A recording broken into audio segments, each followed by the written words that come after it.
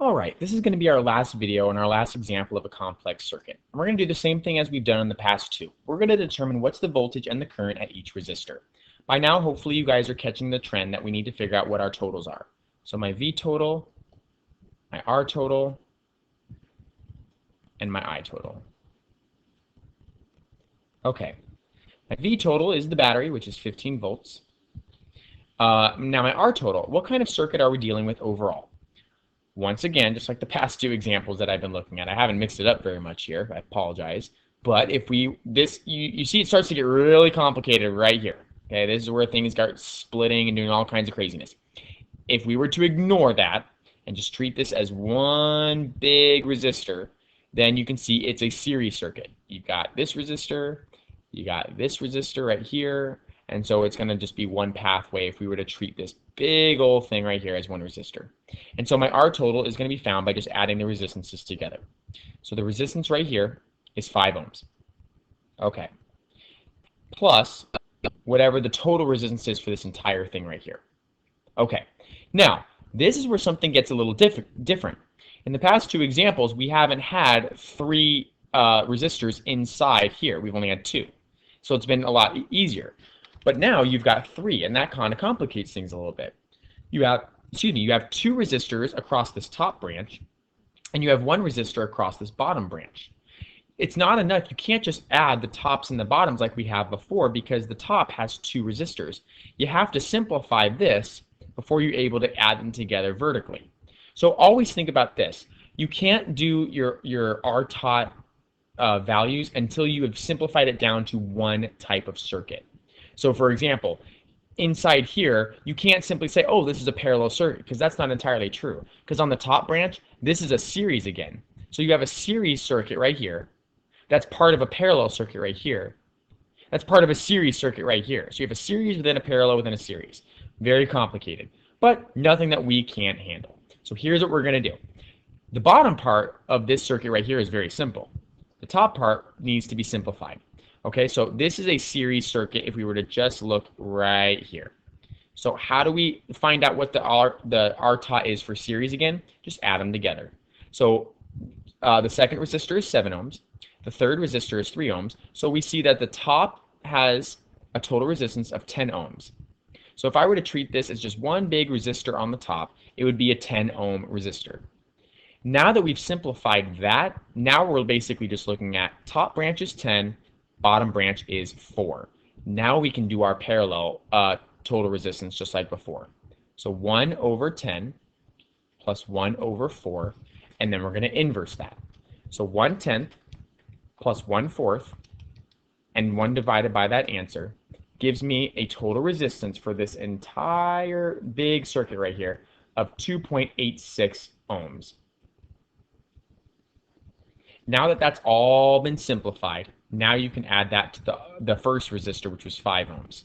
So 2.86, add those together, and we get our total resistance for the entire big circuit as 7.86 ohms. Now we can figure out what our I total is by taking our voltage divided by our total resistance. And that's going to give me a current of 1.91. Okay, now let's start going in and assigning it for each individual resistor. Out of all 4 resistors, this is the only one that's by itself to start with. So let's do this one and get it out of the way. We know that in a series circuit, which is what this is overall, the current is what's the same. So if the total current is 1.91 amps, it's also going to be 1.91 amps here. And so to find my voltage, I'm going to do 1.91 times 5. And 1.91 times 5 will give me a voltage of 9.55 volts. Okay, so R1 is taken care of. Now we have to go in and deal with this big complex situation here. Okay, now we're dealing with a parallel circuit, and I know it's a parallel circuit, one in which the R total is 2.86. Remember, if we were to treat this whole thing as one big resistor, it should have the same current as this resistor. So the total current for this parallel is 1.91 amps as well. Okay, let's figure out the voltage for that. Voltage is 1.91 times 2.86. So the total voltage for this parallel circuit is going to be 5.46 volts. Once again, you can always figure that out. If you add these voltages together, you should get 15. So that's another way you can figure it out. It's whatever you prefer. Okay, now we're within a parallel circuit. What is the same within a parallel circuit? It's the voltage. So the voltage across this top branch is 5.46 volts, and the voltage across this bottom branch is 5.46 volts. Now, the top branch is very complicated. It's a series circuit, so we need to hold off on that for a second. But the bottom branch is simple. It's only one resistor within that. So the bottom branch, which is 4 ohms, apparently has a voltage going through it of 5.46 volts. So I know its voltage and I know its resistance. I can find my current by taking 5.46 volts divided by 4 ohms, and I end up getting 1.37 as my amps for the bottom resistor. Okay, so I've now solved for R4. I know its voltage is 5.46, and I know its current is 1.37. Okay, now the top part here is a series circuit. I know the total voltage going through the top branch is 5.46, but that voltage is going to get split between R2 and R3, because in series the voltage is not the same. But what is the same is the current. So the current, we need to figure out what is the current in this top branch. Well, remember, the top branch plus the bottom branch must equal 1.91. So if my top branch is needing to be solved for, and my bottom branch is 1.37, let's do 1.91, which is the total current for the entire circuit, minus the current in the bottom branch, which is 1.37. That gives me the current in the top branch is 0.54 amps. I also could have solved that by doing this. Remember, the total resistance on the top branch alone was 10 ohms. Remember that from the beginning? The total voltage across this branch is 5.46.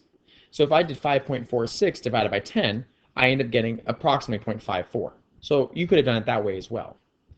Now, if the total current across this top branch is 0.54 amps, that means it's going to be 0.54 amps here at resistor 2, and it's going to be 0.54 amps here at resistor 3, since in series the amps are the same. Finally, we can figure out our voltages at each resistor now by doing our amps times our resistance. So for the first one, 0.54 times 7 gives me a voltage drop of 3.78 volts for this first one. And for the second one, 0.54 times 3 gives me 1.62 volts. Did I do that right? Well, 3.78 plus 1.62 ends up giving me a voltage of 0.54, which is the voltage that was going into the circuit. So we've solved for all the resistors. This concludes the video on complex circuit number 3.